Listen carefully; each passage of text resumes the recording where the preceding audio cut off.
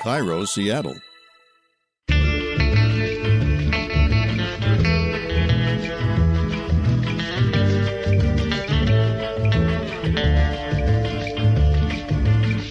I'm Rachel Bell, and this is Your Last Meal, a show about famous people and the stories behind the foods they love most.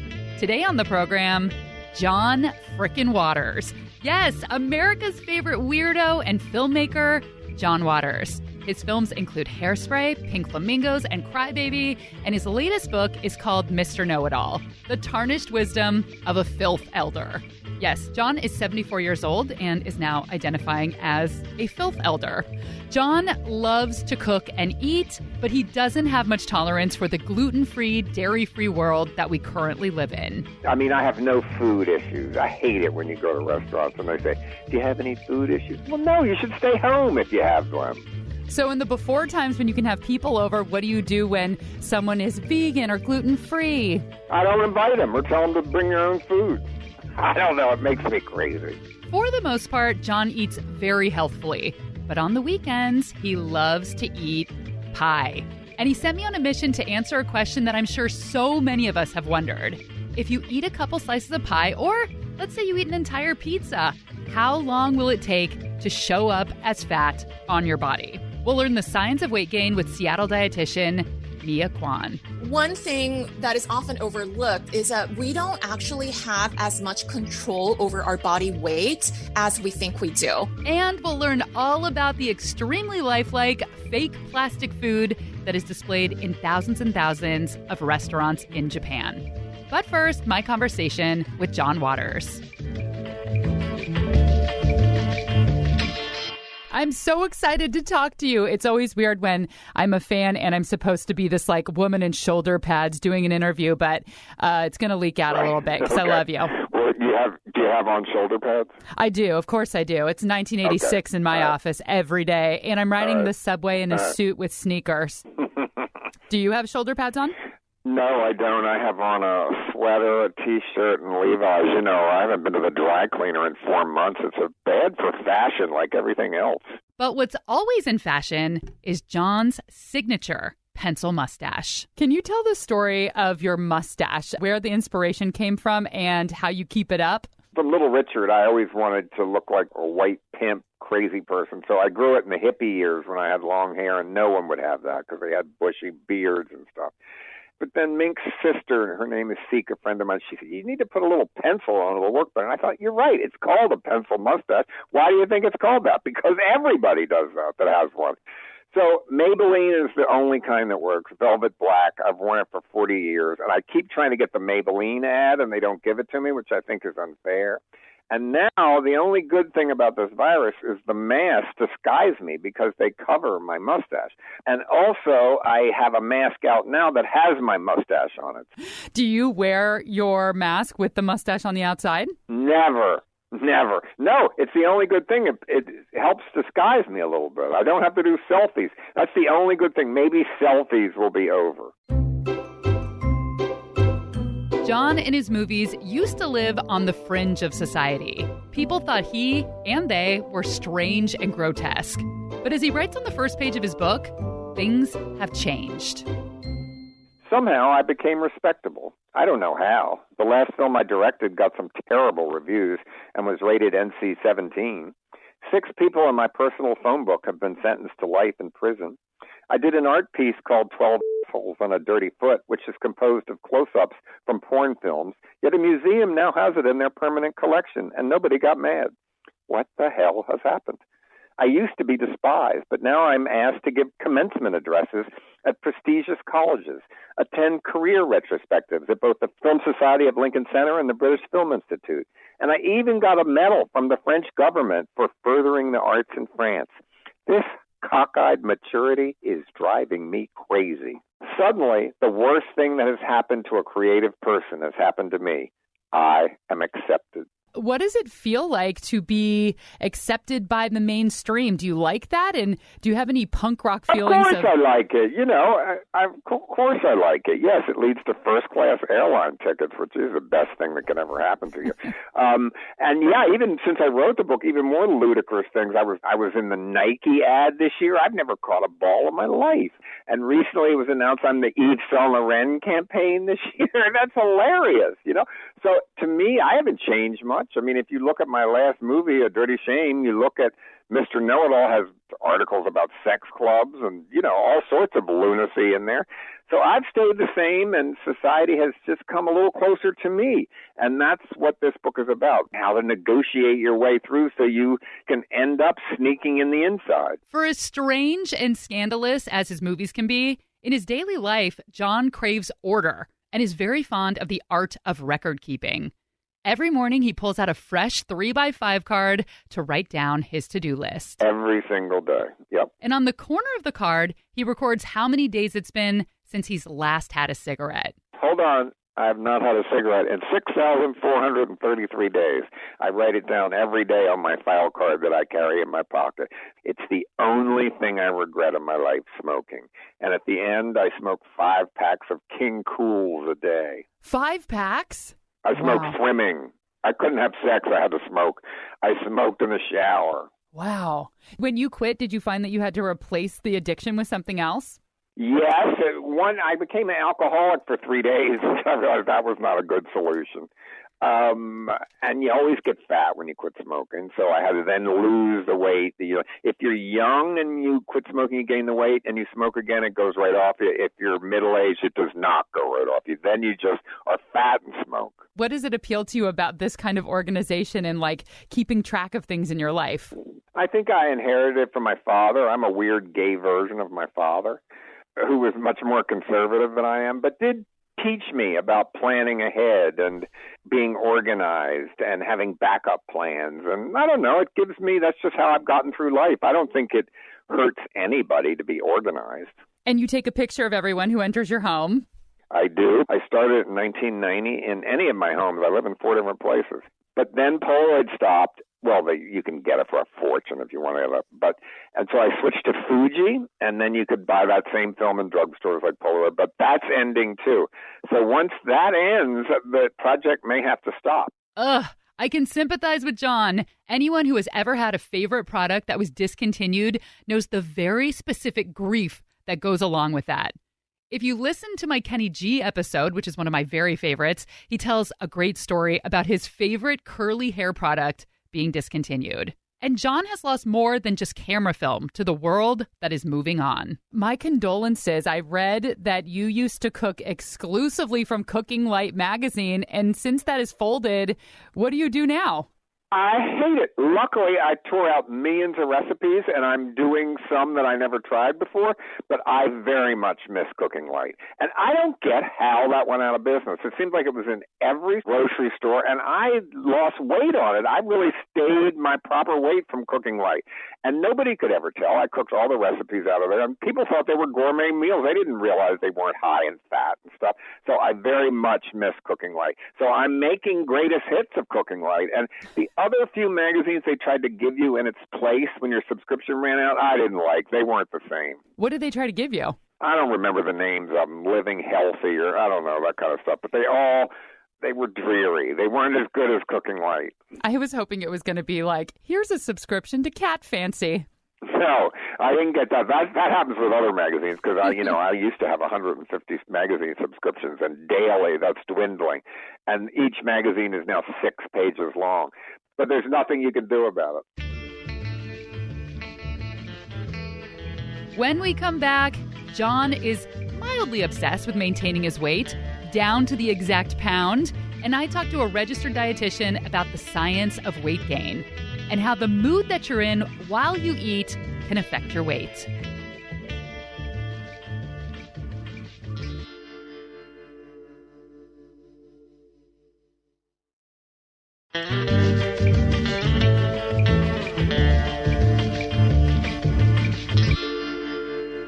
Earlier in the show, you heard John say that he was able to maintain his weight by cooking recipes from the magazine Cooking Light.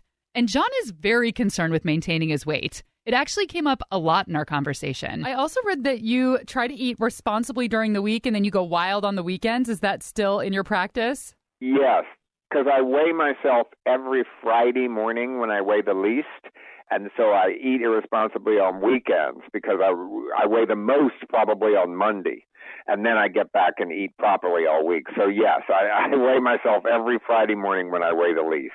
And I try to keep within this 5 pounds. It makes a huge difference on me. So what are the things that you save for the weekend that you really love? Coconut cream pie, wine gum candies that are hard to get. You mostly can only get them in the UK. Nuts, I love nuts. C's candies, I love them. I'm in California now where they have them everywhere.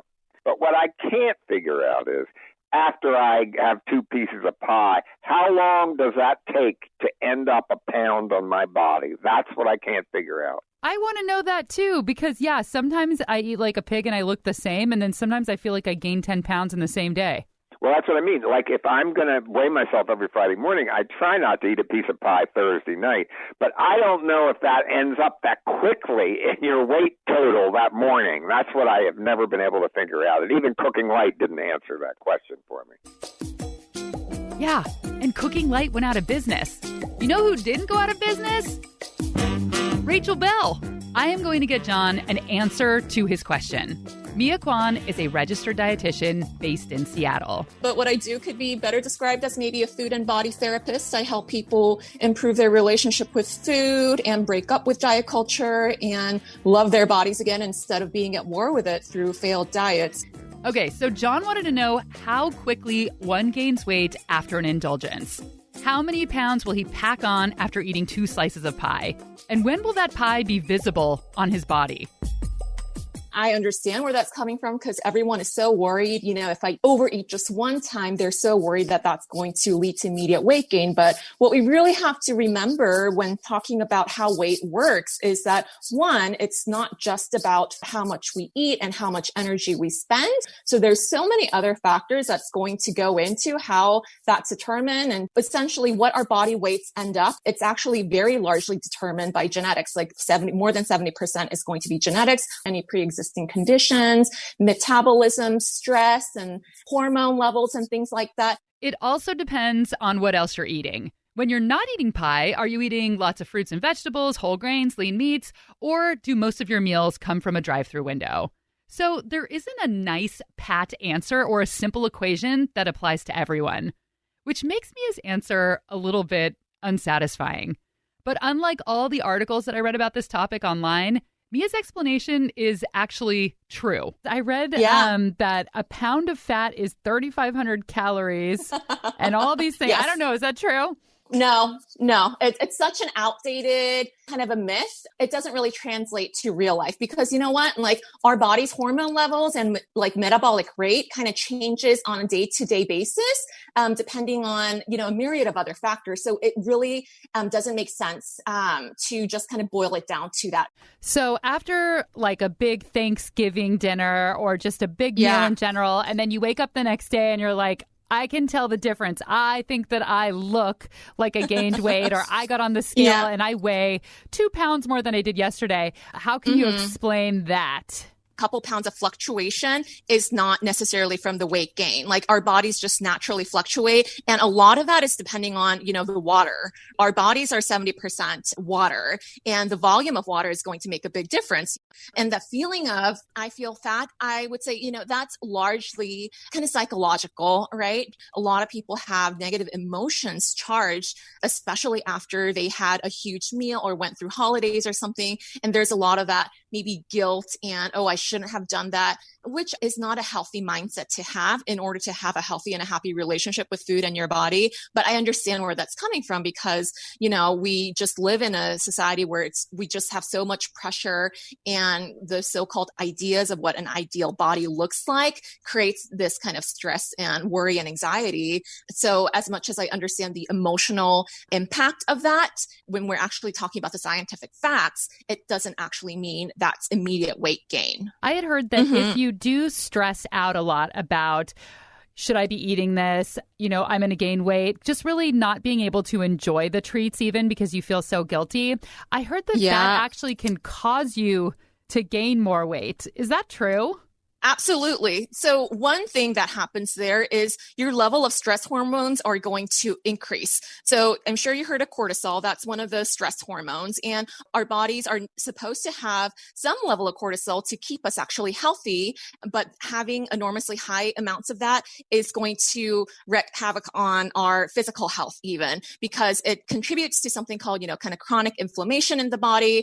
And that's going to increase our risk for chronic diseases like hypertension, diabetes, and heart disease. And so we want to keep our stress hormones in check. And so when we're creating these added stressors, because we think, we have these food rules, or I think I shouldn't eat this or that, your cortisols are going to be kind of off the charts. And when that happens consistently over time, that can even have an impact on metabolism. So your body's metabolism might slow down. You have a higher level of cortisol that the body needs to kind of fight off. And like you said, you're not able to actually enjoy the foods that taste good. And there are even studies that show, these are really interesting research studies, by the way, when they studied two groups of people eating chocolate. And in the one group, they were really able to enjoy the chocolate and didn't have that mentality versus, the other group where they believed that chocolate was so bad and they believed that they were really going to gain a lot of weight from eating chocolate. And guess what? The group that actually believed that the chocolate was going to make them gain weight actually gained weight, while the other group did not. So be like one of those women you see in ads for salad or yogurt. Go into the kitchen alone, throw your head back, laugh heartily, and take a bite. If you're going to have a slice of pizza or you're going to have an ice cream sundae, enjoy it. Since doing this interview, I actually have been looking at food and my body differently and trying to erase that stigma of the guilty pleasure and trying not to pinch my fat in the morning to see how much weight I gained from eating pizza last night. So I love the message. There is no bad foods. And I'm going to try to get my brain to go along with that message. To put it in short, no one meal is going to make you gain weight and no one meal is going to make you lose weight. One thing that is often overlooked is that we don't actually have as much control over our body weight as we think we do. And that's also why, diets fail. Everyone has kind of a predetermined kind of a range of what we call a set point weight range, which means when we are, enjoying food, nourishing the body, eating in balance, the body doesn't have a hard time staying there. And that's a good thing for us because that means, we can be pretty healthy without trying to be, if we can get over the fact that, at that point, not everyone's going to be stick thin.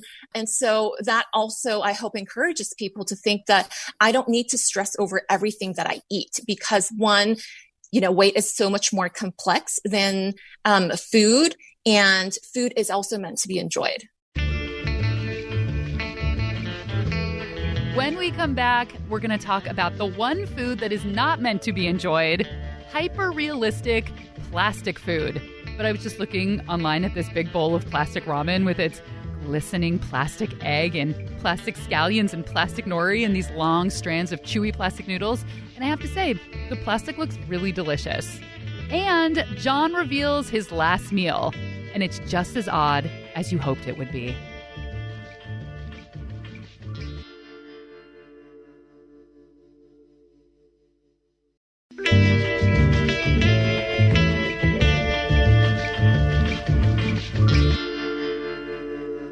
What would your last meal be?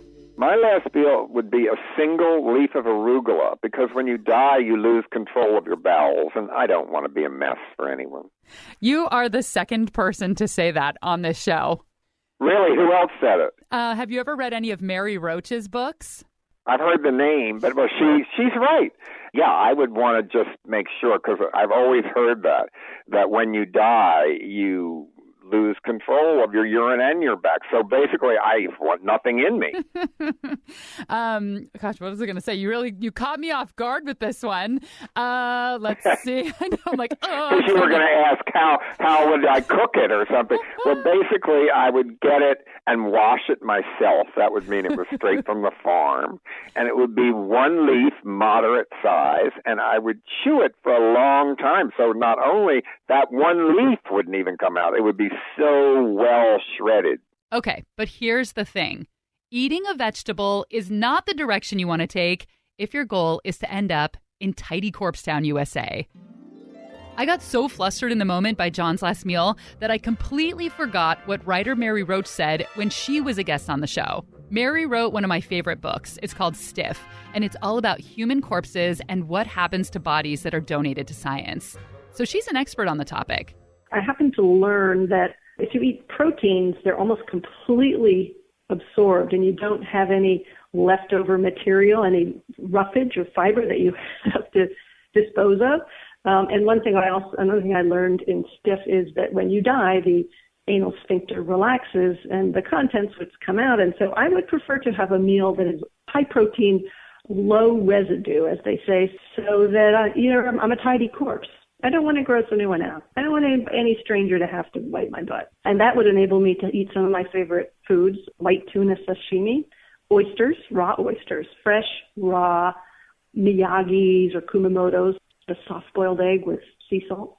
And all of that would be completely absorbed. So you're not going to have a salad because there's a lot of roughage that's going to have to come out when you die. Unfortunately for John, I didn't have my wits about me to remember this fact and pass it on to him. So everyone quiet. I'm talking to John now. John, listen, if you hear this, which I know that you are listening right now, swap out your single arugula leaf and, swap in a single slice of sashimi or like a chicken leg or a quail's egg. I know you don't want to eat much, just the tiniest little piece of protein you can muster. So is the reason that you want to be, clean in that region when you die because you don't want to be embarrassed even though you've already died, or you don't want to inconvenience anybody else? All three. Who wants to shit yourself when you're 75?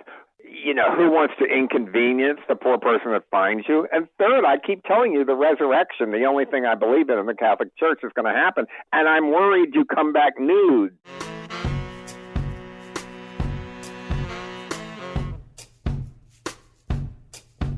As you've already gathered, John is a little quirky. He has amassed quite a collection of fake food in his home. I started it when I used to go to Japan, and because they have whole areas that are like Canal Street in New York that are fake food, because every restaurant in Japan puts out front a wax version of what they serve inside. So you can get hams, turkeys, everything. So I collected there. And then people started getting it and find it at thrift shops. But I like the old kind of dirty old kind of a piece of meat or something. I don't know. But it has to be old. It has to be like ugly and like one piece of broccoli, or like more pitiful the better to me. Where do you have them displayed in your house? They're in my dining room mostly, and in the kitchen. Do you have a very kitschy house, decoration-wise? No, I don't think so. I have Oriental rugs. I have contemporary art collection that's pretty great, and books. Kitschy? No, I don't have, that's what people expect. I'd have, 50s modern and drive a pink Cadillac and stuff. No, I don't. While having fake plastic food in your house is not common, it is ubiquitous in restaurants in Japan. So often when you go to a restaurant, either casual or upscale, there will be a big glass display case that you can see from the street or when you step inside the restaurant, featuring every single dish on the menu identically represented in plastic. You have sushi, different types of ramen, soba and udon noodles, pasta, we can do hamburgers, we can do steak. The list goes on and on. Desserts. That's Justin Hannes, founder of Fake Food Japan, a website that sells fake plastic food made at a factory in Osaka, Japan, that's been around for more than 70 years. Justin is an American who has lived in Japan for nearly 2 decades. What is the fake food called in Japanese? It's called shokuhin sampuru. So food sample, if I were to translate directly. Justin says the plastic food displays help bring in foot traffic to restaurants, and it helps entice people's appetites. And as a foreigner who lived in Japan for about a year and could not read Japanese, that's my shame, I just have to admit it though, it was an ordering lifesaver. And because Japanese restaurants tend to be meticulous about presentation, when your dish comes to the table, it will look exactly like the plastic version. But what's the history of fake plastic food in Japan? It really took off during World War II, because when the American servicemen from the military were based here, they obviously couldn't understand Japanese. Where they were residing in those locations, restaurants wanted to, gain their business. They contacted some of the fake food manufacturers that they knew, and they created visuals of the items, and this made the service military men understand, obviously, what these restaurants had to offer, and that started a huge boom. Now, I had never thought about who makes the plastic food, but Justin says that it's a craft, an artistry. And even though he uses the word factory to describe where they make these plastic foods, everything is made by hand. If you're aiming to become a craftsperson, it's kind of like an apprenticeship. You have to approach a manufacturer. There's several manufacturers in Japan, probably over 100. It's kind of like a paid internship. And the apprenticeship in general lasts probably 2 to 4 years.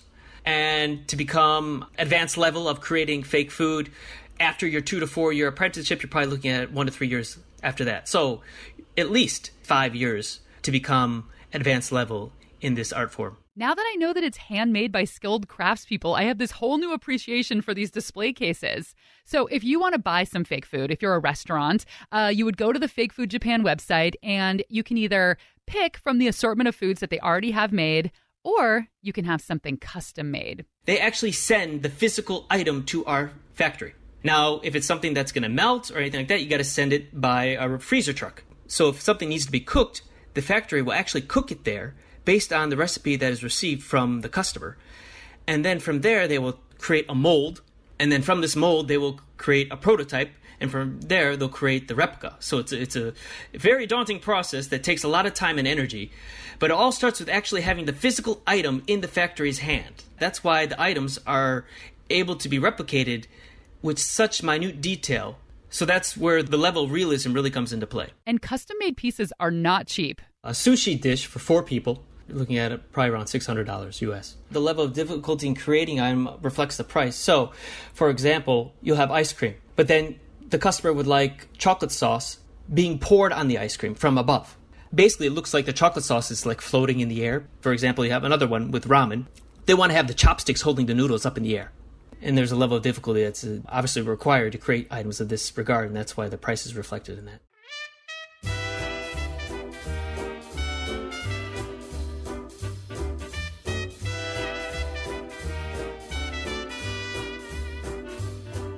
Before we wrap up, since John's last meal has to do with politely disposing of food from the body, I don't know. I'm trying to be polite here. I love bathroom talk personally, but this podcast is not the place for that.